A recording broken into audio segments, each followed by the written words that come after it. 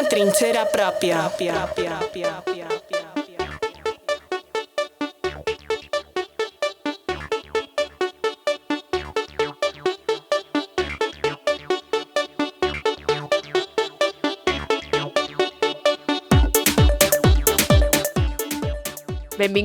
Benvingudes a Una trinxera pròpia, un podcast sobre periodisme, feminismes i internacionalismes, un espai on volem parlar, escoltar i sobretot entendre el món des de les perspectives de les periodistes locals que veuen i que viuen els conflictes des dels seus països, des de les seves llars. Nosaltres som l'Anna Enrec i l'Andrés Arnal. Som membres de Yamaya Revista, un mitjà centrat en entendre i en explicar les migracions i les vulneracions de drets humans amb una perspectiva de gènere. Enfoquem les que lluiten, les que cuiden i les que sostenen la vida a diferents llocs del planeta. Narratives feministes per entendre el món, que diem. Benvingudes a la segona trinxera i comencem.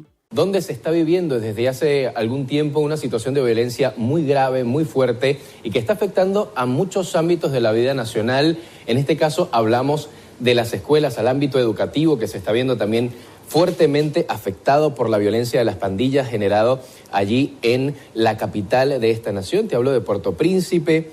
Un president assassinat i un estat incapaç de gestionar la violència. La capital i part del país presa per les pandilles. Una aliança entre el poder polític, els interessos econòmics i els grups criminals. Assassinats, segrestos, violència sexual i vulneracions sistemàtiques dels drets humans. I també un dels països on la inseguretat és més alta a l'hora d'exercir el periodisme. Avui parlem d'Haití.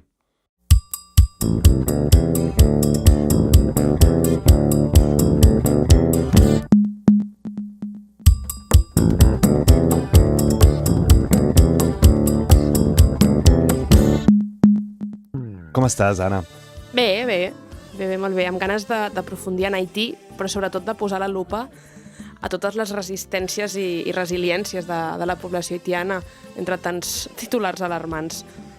De la República Democràtica del Congo a l'Àfrica Central al primer capítol, doncs cap al Carib. Exacte. La cançó que acabem d'escoltar ja denota un canvi de latituds. Tot i això, el país del qual parlem avui comparteix certes similituds amb l'anterior, amb el capítol que vam fer la setmana passada, i és que moltes de les problemàtiques actuals haitianes s'originen fruit del passat colonial i de la ingerència estrangera en el país. Com que els relats locals són essencials, en aquesta ocasió parlarem amb la fotoperiodista Safira Orcel i la Naima Andris, activista feminista al país.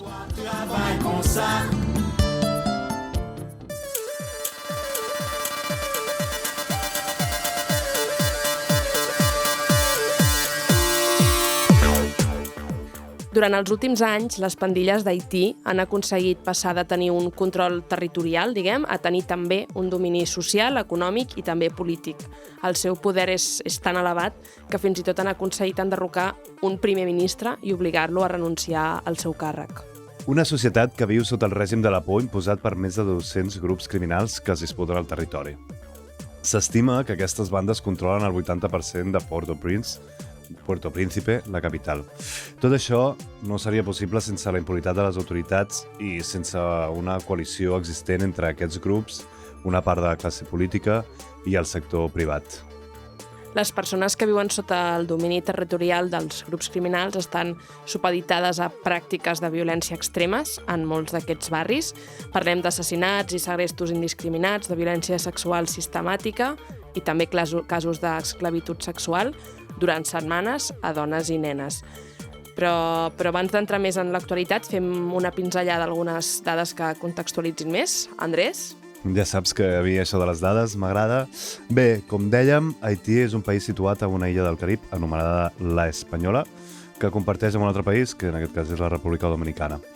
Haití és coneguda per ser la primera república negra del món en constituir-se i en independitzar-se. Pel que fa a la llengua, els seus idiomes majoritaris són el crioll haitià i el francès. Com a curiositat, simplement dir-vos que Haití significa terra muntanyosa en referència a la seva naturalesa i biodiversitat. Haití és el país més empobrit del continent americà i un dels països més pobres del món. El seu PIB per càpita no arriba als $1.700. A part d'això, el 76% de la població viu per sota del llindar de pobresa i es calcula que vora de 5,4 milions de persones, el que equival aproximadament a la meitat de la població de l'illa, viuen en una situació molt greu de fam. Tot i això, el país va ser un dels majors generadors de riquesa del segle XVIII, quan generava aproximadament el 40% del comerç exterior de França. Apuntar també que durant més d'un segle Haití va haver de pagar una espècie de, indemnització imposada per la colònia, per França, per reconèixer la seva independència, fet que va afectar greument a l'economia del país. Però bé, tornem a l'actualitat, tornem al segle XXI. Durant l'any 2023, les pandilles van assassinar gairebé 5.000 persones i en van segrestar unes 2.500 més, el doble que l'any anterior. I segons les dades que recull Nacions Unides, el nombre d'assassinats creix fins a 5.000 persones el darrer any, l'any 2024.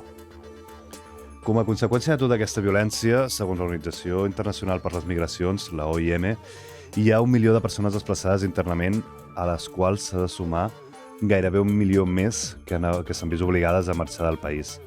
El 46% d'aquestes persones són dones.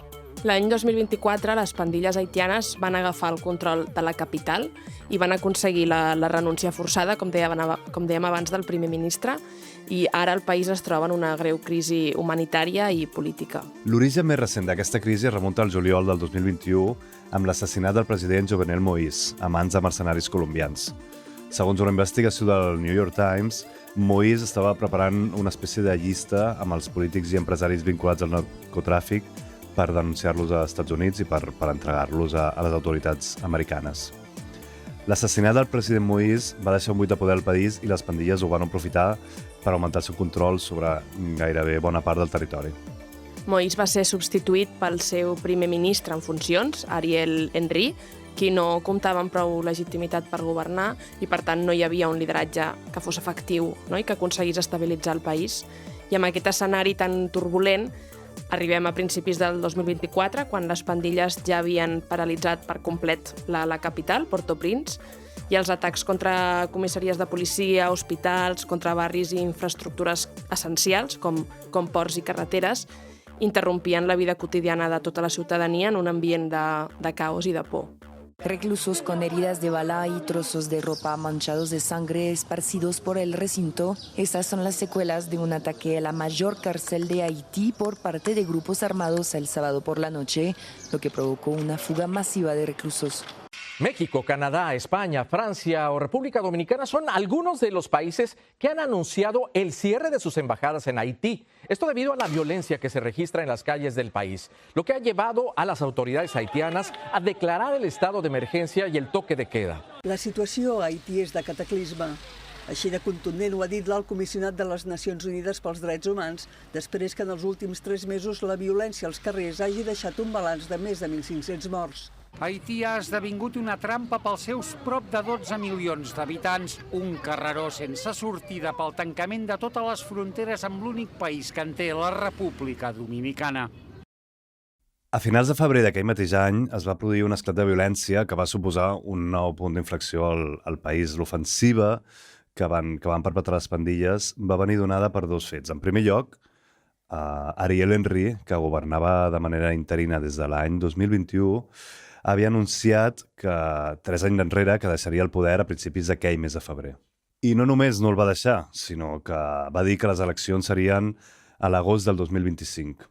Aquesta notícia, per Haití, un país en el qual feia gairebé 9 anys que no se celebraven les eleccions, doncs no va sentar gaire bé entre la població.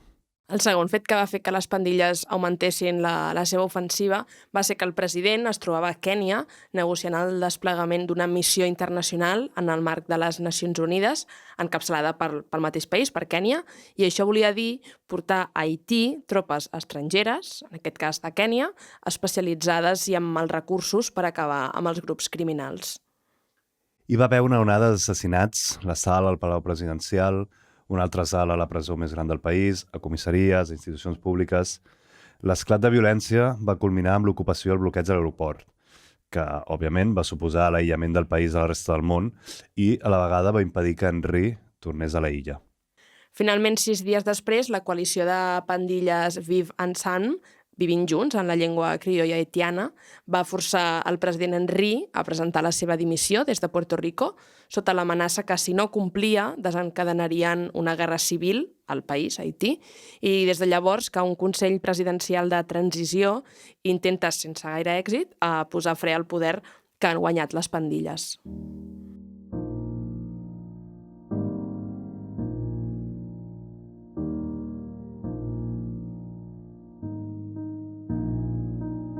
Kon genye jou devan deye, mi ba mi wo vire l'envers. Kon gen l'année qui porte l'enfer, même pas paix. Kon gen minute long passe lè, kon gen limite, kon gen barrière, kon gen regret, kon gen douleur, même pas paix. Après tout ça, m'fin passé, m'kilbite, même pas... La cançó que sona és de Don Alzi i es diu Empifó. No tinc clar que ho hagi pronunciat bé. Ens la recomana la Naima Andris, que és activista feminisme haitiana. Per ella és una cançó que representa un raig d'esperança i de consol, ens diu. La Naima és militant de l'organització Neges Mawon, una organització feminista que treballa pels drets de les dones haitianes i ho fa a través de la lluita contra la violència masclista, l'educació popular i els drets sexuals i reproductius. Parlem amb ella per conèixer amb més profunditat què passa a Haití i sobretot també la raó de ser d'aquest podcast, quin és l'impacte diferenciat que té sobre les dones i els seus cossos tota aquesta violència. Naima, moltes gràcies per ser aquí avui amb nosaltres. Abans de res, com estàs? Com està la situació al país? Pour parler de la situation d'Haïti, ça va mal. Bé, la situació a Haití està malament, no ens mentirem, va molt malament. Hi ha una violació contínua, sistèmica dels drets humans, que va acompanyada d'una violència d'estat, perquè tot això, tota aquesta situació de crisi humanitària, d'inseguretat alimentària, de violència econòmica, està perpetuada, assegurada per una violència d'estat, perquè vivim en una situació de conflicte armat. I com han aconseguit aquests grups armats de posar l'Estat tan en contra les cordes? Je pense qu'il est important de contextualiser l'hégémonie. Crec que és important contextualitzar l'hegemonia dels grups armats. Són grups que han estat finançats i recolzats no només per les autoritats locals, sinó també per l'estranger, perquè la majoria dels homes i les municions dels grups armats venen principalment de països com els Estats Units i de la República Dominicana, per exemple. És la seva principal font d'aprovisionament. Per mi és important fer aquesta contextualització de l'origen mateix de la formació dels grups armats. Han format un col·lectiu, una coalició que es diu Vivo Ensemble. Aquesta coalició va ser finançada, per exemple, per Pamela White, que és una antiga ambaixadora. Ella va ser ambaixadora dels Estats Units. Així que aquests grups armats van ser finançats de manera històrica i hi ha informes que ho proven. Per exemple, vaig llegir fa poc un informe que establia una correlació directa entre unes certes autoritats polítiques i els grups armats. Els financen la munició, per exemple, així que hi ha una complicitat secreta, per dir-ho d'alguna manera, entre l'hegemonia dels grups armats, la generació de conflicte, el poder que aquests grups exerceixen sobre la població i els Estats Units d'Amèrica i la República Dominicana. I no és la primera vegada que això passa. A través de la història d'Haití, des de la dictadura de Jean-Claude Duvalier, que va ser una dictadura que va fer molt de mal durant els anys 80. Des d'aquell moment, els Estats Units tenen una història constant d'anar proporcionant homes i munició per establir el terror a Haití. Per entendre una mica el context en clau de gènere, com afecta tota aquesta inseguretat i la violència a l'alça d'una manera com diferenciada sobre les dones? Quand il y a la guerre des gangs, les gangs armés, les individus armés utilisent souvent le... Bé, els individus armats utilitzen sovint el cos de les dones, l'instrumentalitzen per exercir violència, per assegurar la seva hegemonia. És a dir, utilitzen el cos de les dones, les violen en els territoris enemics com a tàctica per assegurar el seu poder i també per desestabilitzar els enemics. Així que el cos de les dones que estan al territori que es considera enemic és utilitzat utilitzat i, a més, es saqueja les cases d'aquestes dones. I, a més, amb el control de tota la regió metropolitana, perquè els últims informes recullen que el 90% de la capital, Port-au-Prince, està assetjat, hi ha un desplaçament massiu de la població. I durant aquest desplaçament, per descomptat, hi ha violències físiques i sexuals sobre les dones, perquè les dones, ho vulguem o no, són les primeres víctimes en situació de crisi i de les violències físiques i sexuals que es fan. Però també són víctimes en el desplaçament massiu cap als camps, perquè les seves cases són incendiades i llavors dones i infants van cap a refugis provisionals que no estan adaptats per rebre persones, perquè són literalment institucions de l'Estat, ministeris, escoles, edificis d'ús públic que no estan adaptats. I quina és la feina que feu des de l'organització Neges Mawon? Mon travail consiste principalement à... C'est un travail d'éducation populaire. La meva feina consisteix principalment en l'educació popular dels membres de l'organització i dels voluntaris de l'organització, però també faig feina d'acompanyament dels supervivents de violència. També treballo amb temes de drets sexuals i reproductius a Haití i, finalment, faig molta feina d'incidència per la defensa d'aquests drets. I aquesta feina és un mitjà poderós per tenir aquestes converses, perquè faig una feina d'incidència concentrada en el tema de l'avortament.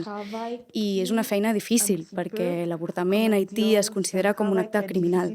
De fet, totes les dones que practiquen l'avortament i totes les persones que ajuden aquestes dones en les pràctiques abortives corren el risc de ser sentenciades a una pena de presó, possiblement de 5 a 10 anys de presó. Llavors, per fer aquesta feina d'acompanyament de les dones que volen avortar, però també fer la feina d'incidència amb les diferents institucions estatals per permetre la legalització i la no criminalització d'aquest acte, és difícil per mi com a feminista que viu en una zona de conflicte armat, perquè la meva vida està directament en perill, la seguretat de la meva vida. I, a més, les costums i tradicions queden molt lluny del que jo defenso. Llavors, també és difícil tenir aquestes converses amb la comunitat per un canvi de mentalitat. I tu has patit discriminacions, insults o assetjament pel fet de ser militant activista i dona? Je suis une activiste militante qui reconnaît que la société haïtienne est entièrement antiféministe. Bé, soc una activista militant que reconeix que la societat haitiana és totalment antifeminista i també reconec el nostre lloc com a país de perifèria. Respecte als països del centre, el nostre país queda una mica marginalitzat. I aquesta situació de marginalització en un país de la perifèria, un país en vies de desenvolupament, respecte a un país, per dir-ho així, desenvolupat, un país imperialista, la relació de dominació i de dependència que vivim actualment té un impacte directe en les condicions de vida de les dones i de les nenes. Així que, respecte a tot el que crec, tots els motius pels quals milito, òbviament rebo discriminació i l'organització feminista en la qual milito rebem discriminació. I ja per acabar, Naima, et volíem preguntar quines perspectives de futur veus al país? Notre dernier président a été assassiné. El nostre últim president va ser assassinat. El nostre Parlament i les nostres autoritats legítimes i polítiques estan obsoletes. No tenim diputats ni senadors des de ja fa un bon temps. Entre 2021 i 2022 el president ja governava sol, cosa que va ser molt problemàtica. Després vam tenir un primer ministre que governava i ara tenim un petit consorci de diferents partits polítics que porten el col·legi presidencial. Però cal dir que durant tota aquesta època, amb tota aquesta situació política, hi ha hagut pèrdues de vida humana que han sigut tràgiques pel país. Han sigut tràgiques per mi, com a defensora dels drets humans i de les dones. I en cada situació política, a cada moment polític, per passar d'una cosa a una altra, per passar, per exemple, del president que va morir a un primer ministre o al col·legi presidencial, hi ha hagut sempre convulsions polítiques que han paralitzat el funcionament del país de manera general, però també convulsions que han costat la vida de manera inevitable a les persones. Gràcies, Naima. Gràcies per voler compartir la teva mirada i la teva experiència. Molta sort.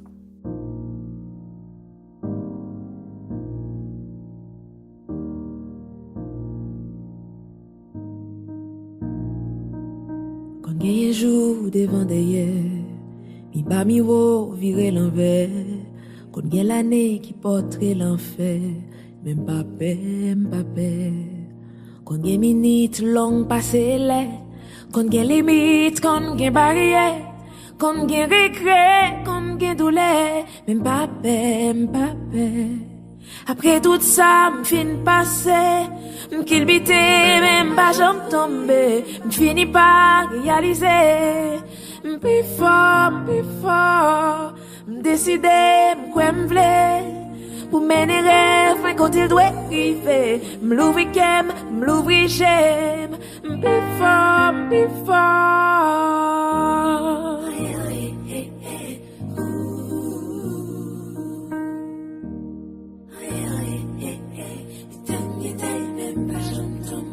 Kon gen coup de bas, kon gen poteau. Kon gen chay, toi loup ou dôme. Même gen courail, m'vise haut. M'pape. Kon gen rencontre qui tourne fa... Fent referència a una de les coses que comentava la Naima ara mateix, la violència paramilitar ha sigut una constant entre les èlits haitianes que han governat el país durant les darreres dècades. Per exemple, entre l'any 57 i el 86, els dictadors François i Jean-Claude Duvalier van impulsar la que es coneix com la milícia Tonton Macoute amb l'objectiu de reprimir a la població. Per la seva banda, per un altre exemple, l'any 95, el president Jean-Bertrand Aristide va impulsar la creació de grups armats per intentar contenir la insurgència contra el seu govern. I en aquest context de violència d'estat, els grups criminals dels quals estem parlant ara mateix i dels quals existeixen avui en dia van sorgir també operant a favor de determinats partits, intimidant a l'oposició o amb l'objectiu d'influir a les eleccions i els processos electorals. Tot i que sembla que ara han guanyat autonomia i poder i han centrat el seu negoci en l'extorsió i el segrest, com comentava la Naima a l'entrevista, les principals pandilles del país, que òbviament tenen una disputa armada permanent pel territori, doncs van decidir fer una treva i unir-se al col·lectiu Vivansant i fer caure així el govern d'Ariel Henry. Tal com passa amb la majoria d'aquests casos, Henry tenia el recolzament d'Estats Units i de part de la comunitat internacional.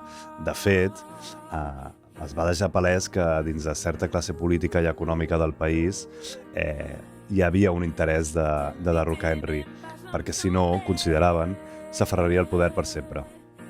Es va crear així una certa alineació d'interessos entre els grups criminals, una part del poder polític i el sector privat, de treure's a sobre el primer ministre i de fer-lo fora. La majoria de les bandes criminals que operen al país s'agrupen al voltant de dues grans federacions, que són el G9 i el GPEP. Els dos grups mantenen relacions amb el poder polític i el G9 va estar vinculat al partit haitià TED-CAL durant el mandat de Moïse, mentre que el GPEP ha rebut el recolzament de l'oposició. Segons diferents analistes, aquestes bandes no tenen un caràcter intrínsecament polític ni l'objectiu de fer-se amb el poder institucional. Tot i això, la cara més visible de Vivansant, un home anomenat Barbecue, que és expolicia i cap del G9, de la banda aquesta que comentàvem ara fa un moment, està adoptant cada cop un to més polític a les seves demandes.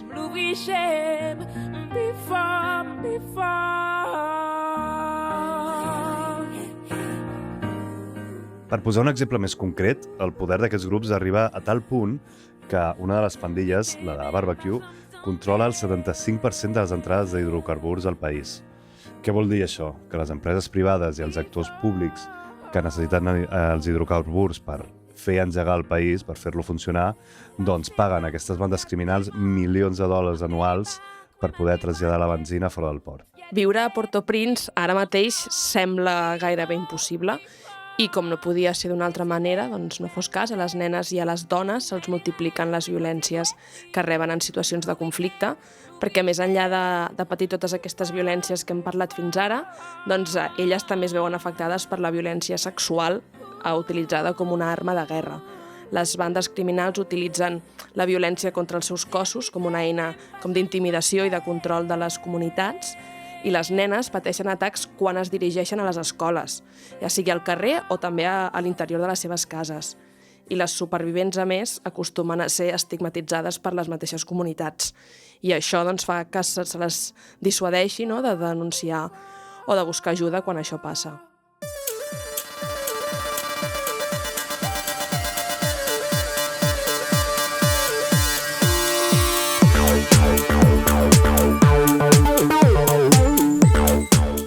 El que ens reuneix aquí és el periodisme, així que fem una estona d'atenció a l'ofici. Com també passa gairebé sempre, un altre dels col·lectius que més pateix el conflicte és el de les periodistes. I més encara quan les professionals són originàries del mateix país que viu les situacions de violència i viu el conflicte. Posar-se un armilla antibales amb la paraula premsa s'ha convertit en una decisió perillosa, si més no, i el que acostumava a servir com un escut una mica com simbòlic i potser físic, ara s'ha convertit justament en un objectiu més de les bandes criminals. Les intimidacions i atacs són cada cop més habituals i ja no només es cometen per part dels grups criminals, sinó també per part dels cossos de seguretat. Més enllà dels atacs contra edificis de mitjans de comunicació, els periodistes són constantment segrestats i assassinats amb total impunitat. Segons dades de Reporters Sense Fronteres, 9 periodistes han estat assassinats des del 2021, fet que situa Haití a la llista dels països més perillosos per ser periodista de tota la regió. I a més, en absència de l'Estat, aquesta violència es comet amb total impunitat, com ara deia l'Andrés, i és que segons les dades del darrer informe del Comitè per a la Protecció dels Periodistes, Haití se situa el 2024 com el país amb major probabilitat de deixar impunes els assassinats de periodistes. Com a conseqüència, a mesura que el control de les bandes s'estén pel país, molts periodistes s'han resignat a marxar a l'exili.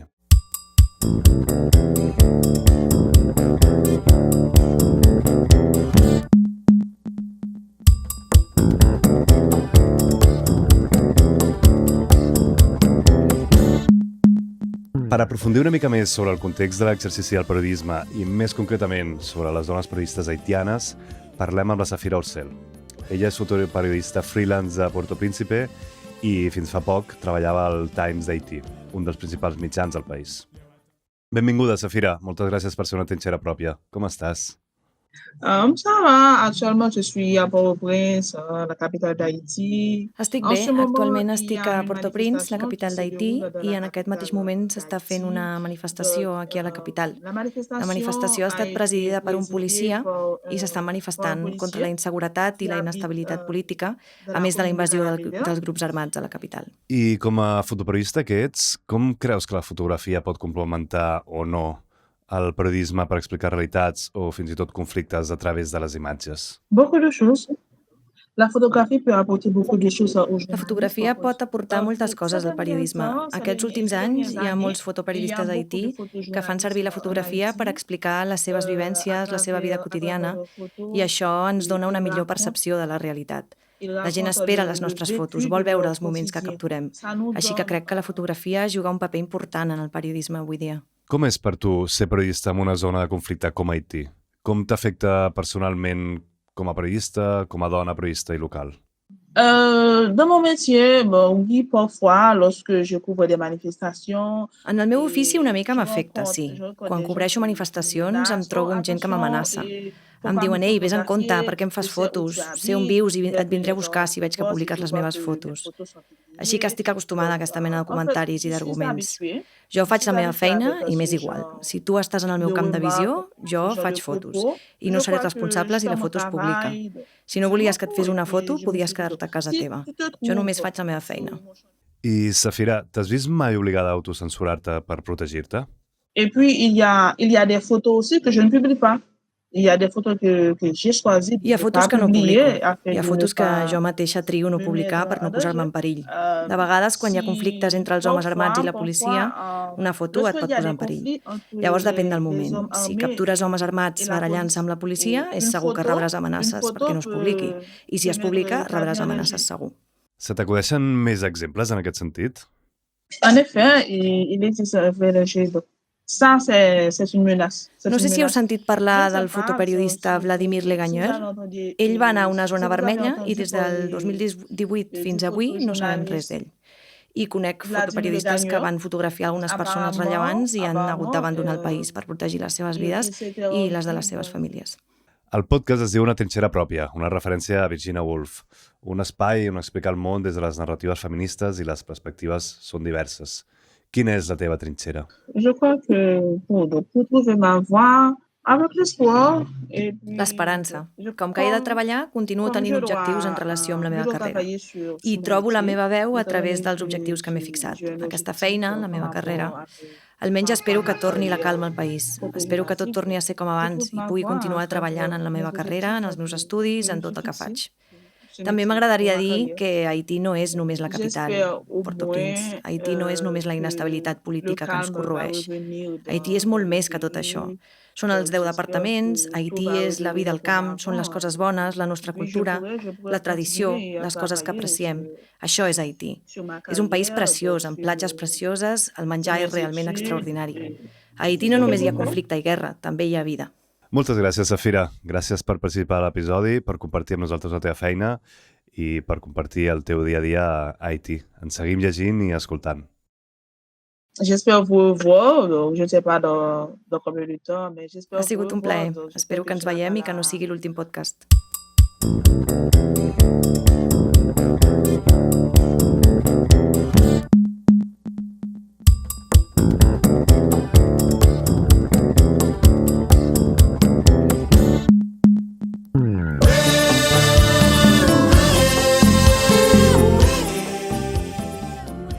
La cançó que sona és de John Steve Brunache i es diu Pablie Makaya. És la cançó que ens recomana la Safira Orsel perquè, segons diu, les cançons d'aquest músic descriuen molt bé la realitat haitiana.